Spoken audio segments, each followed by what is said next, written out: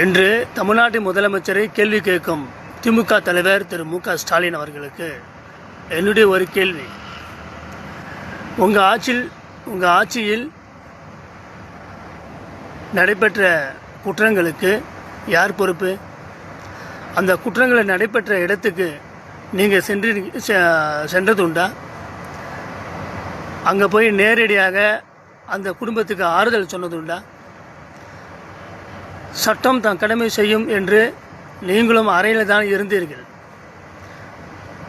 ஒரு நடவடிக்கையாவது உடனடியாக எடுத்துறீங்களா? இல்லை நீங்கள் போனீங்களா? இப்போ நடக்கும் அந்த விஷயங்களாமே எதனால் நடக்குது தெரியுமா?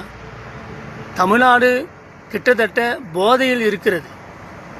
இது ஒரு மாதத்தில் போதையில் ஆயிட்டாங்களா? பல வருஷங்களாக போதையிலே இருக்கிறார்கள். அந்த போதையில்தான் சுயநினைவை இழந்து யாரை நம்ம என்ன செய்கிறோம் என்று தெரியாமல் தவறு செய்கிறார்கள்.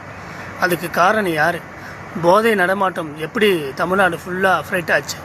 அதை தடுக்க என்ன நடவடிக்கை எடுத்தீங்க? ஒரே மாதத்தில் மொத்தமே ஜீபூம்பா அப்படின்னு முடிச்சிட முடியுமா? பொறுத்திருந்து பாருங்கள், எல்லாம் சரியாக நடக்கும். கேள்வி கேட்க ஒரு தகுதி வேணும். உங்களுக்கு தோல்வியிலிருந்து இன்னும் வெளியே வரல. நீங்கள் பதட்டப்படுறீங்க.